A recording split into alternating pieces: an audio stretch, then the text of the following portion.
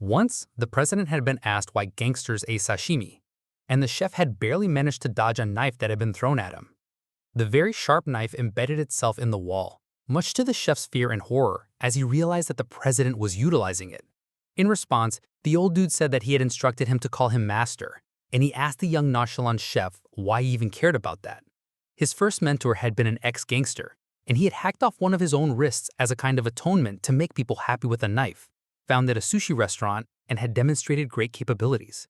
The protagonist pointed out how, in movies, criminals were constantly flashing sashimi knives, and he wondered if it was like that in real life. But the mentor said that someone who claimed to have survived by the sword should not ask such a question. The mentor then asked the chef to think about it, saying that if someone was stabbed with a wide kitchen knife, the skin would rapidly contract, and it would be hard for the knife to come out easily.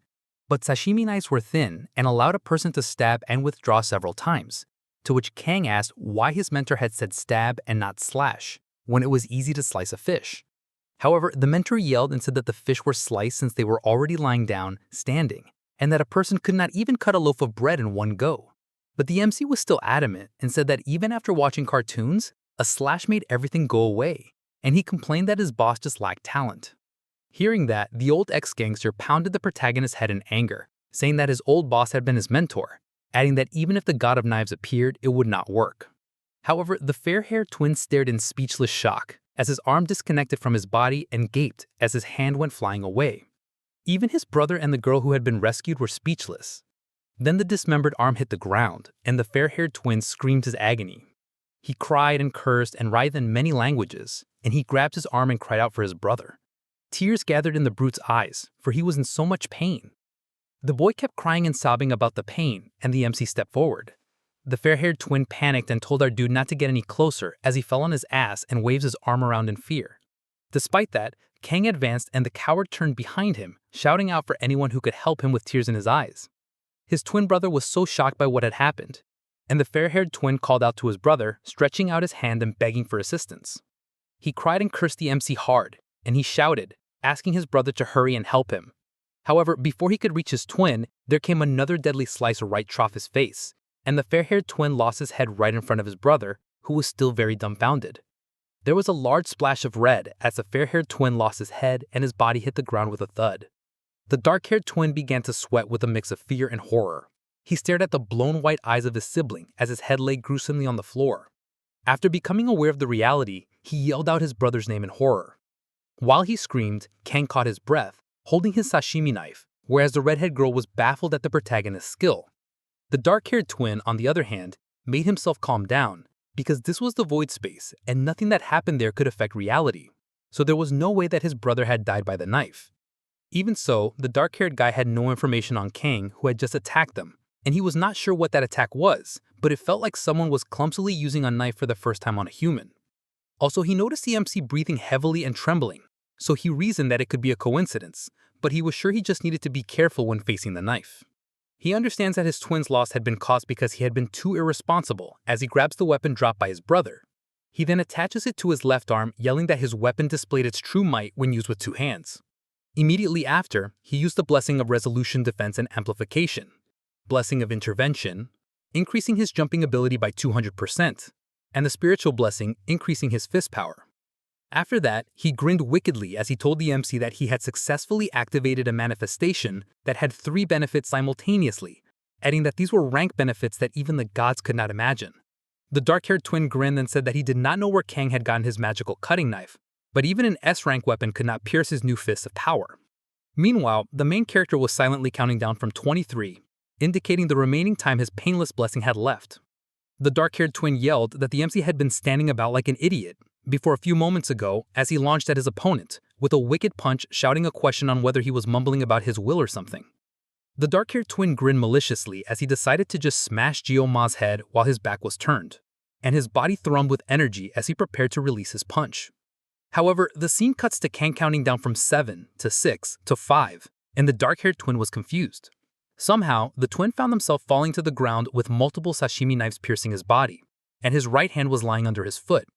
He forcefully opened his eyes and saw his opponent was still standing above him with his knife, his eyes glowing as he continued his scary countdown. After Kang finally reached 1, his body began to tremble.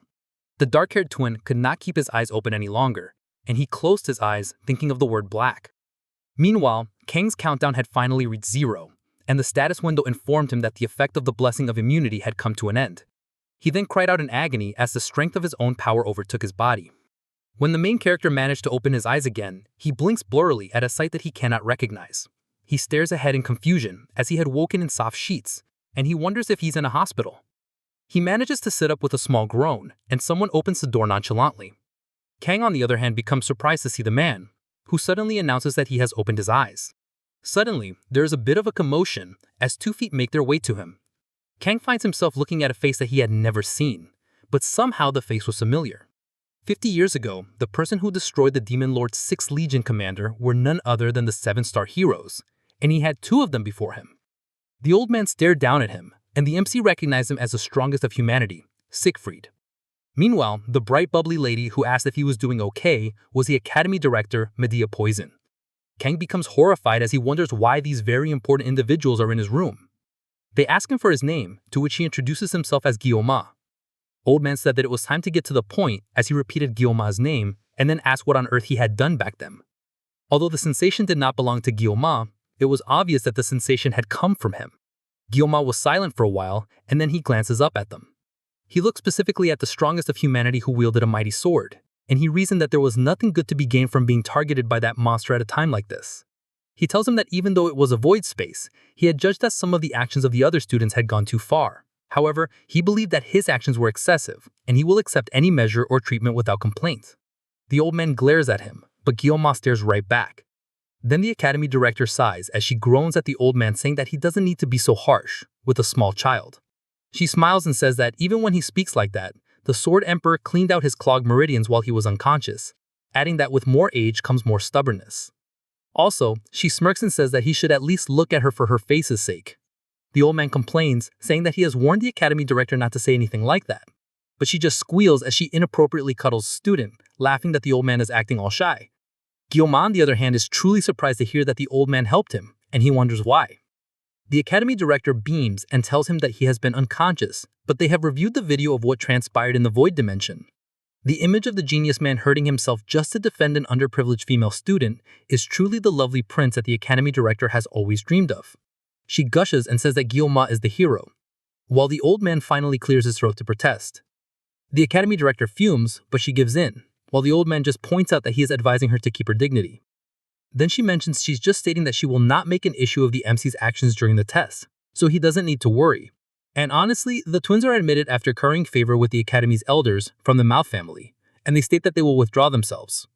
GMAN is surprised to hear this, but that is a great relief, since it appears they won't have to share school life together. Then the Academy Director says that they have come to tell him, and the grateful protagonist thanks him for the information. However, the Academy Director surprises him by informing that he is now the top student, and they happily congratulate him. However, the MC is horrified to hear these news and gasps in horror, as his dream of peaceful, safe, and secure life once again begins to crumble. Moving forward, chilling in a room, the beautiful Academy Director lets out a sigh. She smiles, saying that she had been the head of the Academy for over 2 decades, and yet, this is the first time that something like this has occurred near her. The position as the top student was instantly rejected, much to the shock of Miss Poison and the Old Sword Emperor. They had advised him to rethink, of course, asking if he understood what it meant to be in the star class. The Sword Emperor told him that even the elders had been furious that he made it top of the class, and it was determined based on the subspace's direct results. GMAN paused to consider it for a moment. However, after a while, he confessed that he still did not want the position, much to the shock of the two once more. The old man was perplexed as the beautiful Academy Director kept trying to convince him otherwise. However, the Academy Director then called to the old man, snapping him out of his thoughts in the present time. The Academy Director asks the old man if he was upset that GMAN took the top rank instead of his granddaughter when he had seen the video too. But the old man laughs and says that was immature. There was nothing more immature than challenging the grading performed by the subspace imbued with the will of the founding hero, and the Academy had chosen him as a top pupil, and they simply just followed. The old man ponders the situation more and figures that if his skills had been outstanding, then this might have been comprehensive. If his physical abilities had been great, that would have been fine. If his experience had been better, it would have been believable too. However, from a male till in his teens, GMAN had displayed an exceptional amount of skill and precision when he had taken down his 2 opponents. The emotions that Siegfried had seen were like the MC had embodied the notion of the skill, and the old man wondered what he had been pursuing all of his life. At that moment, he thought that the large display of power represented the ultimate of swordsmanship. However, he had also sensed incongruity when he had unblocked the boy's acupoints, and the teen's feeble body had not yet received proper physical training. It appeared as if something was stored, something that should not even be stored within the young lad's body. The old man cites his deep thinking, knowing that at this age he is still quite competitive, especially towards a boy of the same age as his beloved granddaughter. The academy director was still talking, and she mentions how the MC was also quite attractive, and the way he killed opponents to save a woman in danger was extremely astounding. She then grins and asks the old man what he is thinking about. The old man was silent, and then he pondered on what college students nowadays named women like her. She was curious, and then she smiled and told him to go ahead and to open that fancy smart mouth of his, asking what people called ladies like her, and he set a cup down. A blush came to her face, and the old man began to speak some very dangerous-sounding words that sounded like the word used to refer to a female dog. The academy director becomes furious, and the drink within the cup begins to rumble. Meanwhile, GMAN climbs up some stairs to a building with brown walls and brown staircases. He sees the signboard for the wolf class and thinks how it was a final compromise. He had expressed his desire to be in the tiger class, but the headmaster had insisted that the top student could not be in the tiger class, and GMAN had argued that the top student should be able to be a tiger at a school that valued fairness. However, the director was not having it, and she explained that it was not permitted for the sleeping talent to be a tiger, so in exchange, she would keep the situation a secret, because she knew that if she sent the talented student to the tiger class, then the elders would cause even more of a fuss. Back to the present, GMAN feels confused, but the idea was to complete study securely in a lower class rather than battling and straining a higher level class. Still, it falls within predicted range. However, when he walked into class, the door slams loudly behind him, and he becomes shocked to see the students all staring at him. They all stare with bored looks in their eyes, assessing GMAN, who had just walked into class. GMAN had the special green badge on his chest, so they immediately identify him as a lower class student. Then, the other students in Wolf class start laughing and mocking him. GMAN, on the other hand, walks further into class, noting that his classmates seem to be ignoring him. But if they were going to ignore him, then they could at least quit gazing at him. He believes that since they were ignoring him, it appears like the academy director kept everything under control. GMAN felt happy, thinking that an outcast like him would surely have a tranquil life. So this was a positive thing, and he happily hummed to himself. He looks up to see a fidgeting girl nearby, and it was the redhead thanking him for saving her regarding what previously happened in the battle against the twins. He stares at her in silence for a moment, and she stares back in silence as well. She then blushes and explains that this was regarding what had happened during the test, and in that moment, GMAN recalls what she is talking about, wondering why she is using honorifics to address someone her age. Regardless, he tells her that she did not need to thank him, and he smiles, saying that in such a scenario, anyone would have behaved in the same way. It appears that he coincidentally ended up saving the redhead. However, he did that to save himself too, and now he felt like a hypocrite receiving her thanks, and she tells him again that she truly appreciated his help. GMAN then realizes that he had yet to introduce himself, so he tells her his name. At that, the redhead happily introduced herself as Chloe, and they tell each other that it is nice to meet them, and that they did not anticipate them being in the same class. GMAN, however, wonders who Chol was, as he could not remember her name from the game, even though he played the game. It seemed, considering that the core narrative involves combating demons in the latter meeting, that introducing a new character at this time felt a bit too soon, but reaches the conclusion that there was a high possibility that Chloe was just a support extra just like he was. He then asks her to kindly keep the incident from the exam, at which she becomes surprised by his request, but she agrees. Afterward, she tells him that if it was not too much trouble, then she would like to ask for a favor. However, before she could ask, a teacher comes in and asks all the students to please take their seats. GMAN smiles and says that they will talk later, and Chloe shyly agrees. The professor then says congratulations to all the new students who are being welcome aboard. It was the instructor from the gate, and he tells them that they had all been chosen to take on the legacy of their brave forefather, Balor Hawakin, and then he introduces himself as Li Wenbin, the Wolf class instructor. Then he mentions since it is the first day for many of the students, he will begin with some basic physical exercises, so they are to put on their workout gear and to meet at the training area in 30 minutes. One student raises his hand and asks what the instructor's physical training program would be. The instructor replies that it was simple and that they would just do 100 push-ups, 100 sit-ups, 100 squats, and then they had to go 10 laps around the training area. As they are dismissed, Gyalma keeps seated in his class and wonders if the exercise had been designed to make them bald, referring to a certain one-punch hero. Then the MC calls out to the instructor, and the instructor asks how he could help him, calling by his name. Gyalma becomes surprised that the instructor knew his name, and then he says that he was not feeling too good, thinking that he needs to find any means to avoid such tedious training. The instructor hummed as he considered Gyalma's words. Then the instructor replies that with a superb student like him, this routine is unlikely to make him even break a sweat, and that he should have gained instruction in the star class on his first day, adding that the academy director had specifically instructed him to look out for her top star student and that he should attend classes from all the different levels. Meanwhile, Gyalma was horrified to hear this news, of course, and he cursed internally, calling the academy director a wretched woman. He then tells the instructor that on second thought, it felt like he needed to use the toilet immediately, and given he was already feeling stiff, it was pretty coincidental that the teacher's instruction was so well timed. To which the instructor laughs sheepishly, saying he is direct and outstanding, as one should expect from a great student. He ends up showing up at the training area puffing and panting, and his feet working up some dust into the air. As the class ran, the instructor yelled out 1 and 2 after them, and while some of the students could no longer feel their legs, the instructor told them to hurry up and move it, and to go faster. Gyalma ran behind everyone else, and he cried and groaned from exhaustion just trying to keep up. The instructor kept yelling at them to go faster, but the MC felt like at this pace he would surely die. Chol comes up from behind asking him if the training is too much for him, since he did not seem to be doing very well. Gyalma was surprised by her question, but he laughs nervously that it is okay, and that he will be alright. But Chol then asks how many laps he managed to complete. He admits that he covered about 5 laps, and asks how many laps Chol had completed, since she seemed to be lagging behind. However, turns out that Chol was doing way better than expected, as she was already on her 7th lap, and he was shocked to hear this. Chol then encourages Gyalma, telling him not to give up and that he could accomplish anything as long as he kept pushing. Then she zooms off ahead, and Gyalma just simply watches her go.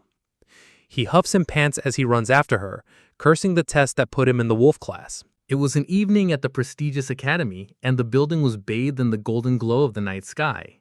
There were bottles strewn all over the floor inside of a room, and the bottles rolled idly, sweating water as they lay. Suddenly, Gyalma slams a bottle on the table, knocking off the other lazy bottles, and groans heavily, gasping that he was famished as he lay in his room. It was already 1 week into the academy, and Gyalma had already faced some unexpected problems. In the great hall where the students gathered, he seemed restless as he was famished and crazy hungry. The starving protagonist had called out for the cafeteria to give him spicy pork rice and that he would take 1 serving. However, the cafeteria chef had zeroed their eyes on him and had shown our guy the glorious light of the ticket machine, which he was surprised to see, and you realize that the meal was not free. Gyam said that he would come back later, but for now he was ordering 1 spicy pork rice in advance. However, his smile faded away as he realized something. Spicy pork rice was 50,000 in price. Now that Gyam took a second look at the menu, he realized that a lot of the food started from 50,000 and above, and there was not a single affordable option on the menu. He felt humbled by the huge wall of prices, unable to believe just how much a small bowl of food costs. A tear fell from his eyes as he stared at the board, and he consumed his last drop of bottled water. Then, he angrily tosses the bottle of water aside and curses furiously. Gyam believed the price of the food was way too outrageous, and he was so famished and that it was daylight robbery to pay that much for 1 plate of food. Also, he was almost out of living expenditures and thinks how he should have accepted the money that his father had offered before leaving home. He had been surviving thus far on the cheapest water from the campus shop for days, and now he greatly misses the complimentary dinners they used to provide them. He then grabs the blankets and lay all curled up in bed. He needed to think seriously about something else to forget his hunger, and he wondered if there was a blessing. Without any warning, the status window appears before him, and the status window informs him that his physical level had risen recently to level 12. The MC reads through the list, and he realizes the more his physical level increased, the more the constraints on the sword would be relaxed, and thinks how just thinking about his blessing summoned his status window. Then, he stands in front of the mirror to admire his muscles and believes all of the training was not entirely a waste of time. He also wonders if he had magically bulked up thanks to the Swordmaster activating his pressure points, because at this point it was essentially evolution. However, the sword god's blessing has yet to spread beyond the confines of a sashimi knife, so he wonders if he could manage even a small sword if he kept developing. Then, he glances at his small sashimi knives and he vividly recalls being afraid of holding a sword before the admission ceremony. But now, when he is not carrying a sword, his hands itches and he wonders if this was also a result of the blessing. He then rubs his head and wonders why he is suddenly feeling so proud. But in that moment he turns when he hears a noise behind him, and he asks who it was. The MC opens the door to his room and finds Chloe standing outside the door. The flustered girl tells him to excuse her and apologizes, asking if she was interrupting him on his break. He was surprised to see Chloe outside his bedroom door, but he smiles and says that she did not interrupt anything since he had simply been lying down, and then he asks why she's there. She makes a worried face, saying that she noticed that GMAN had not been to the university cafeteria that week and asked if he had been feeling unwell. In reply, he just laughs, saying that he normally does not consume meals prepared by others, but in truth, he truly enjoyed meals cooked by others and he was starving. She becomes surprised by his words and he assures Chloe not to worry about him. Then Chloe says that if it was fine with him, then she was thinking of getting some things from the campus shop and having supper together. However, the protagonist quickly agrees, suddenly all dressed up, much to her surprise, and he asked if she was suggesting that they eat supper together. Then he smilingly says that he is genuinely decent at cooking, so he would manage that aspect, whereas Chloe races after him, shocked by his behavior. Later that night, the two have a very hearty meal, and the little shy girl gasps in shock, saying that the meal was so delicious, while GMAN says that he is delighted to hear that. She adds that it was not even something that a person just threw together, but it was really quick. She also admits that she had only ever cooked fish before, so she did not anticipate anything like this. Meanwhile, GMAN recalled the time when they checked the refrigerator, and he realizes that Chloe really enjoys the fish, and Chloe admits that she came from a beach region, to which GMAN replies that was excellent because preparing fish was his expertise. GMAN's hands had been itching to do something, so he wanted to refresh himself by slicing some sashimi. However, he only had one problem with this brilliant idea, and that problem was the sword god's blessing, which activated every time he touched his weapon. GMAN asked if Chloe owns a longer kitchen knife because all of his weapons resembled the swords in her kitchen, so using something else seemed a bit awkward. Chloe tells him that she understood, and then she called them as she somehow presented a katana and asked if this would do. GMAN was rendered speechless at the sight of the katana, and he decided that he would just take the risk and use the kitchen knife. He wanted to finish the chopping in 30 seconds before the pain activated, so he pulled out his sashimi knife, and Chloe watched him in awe. He was once called the greatest swordsman in the country, so this was conceivable, and keeping that in mind, he activates the sword god's blessing, and he got to slicing at the speed of light.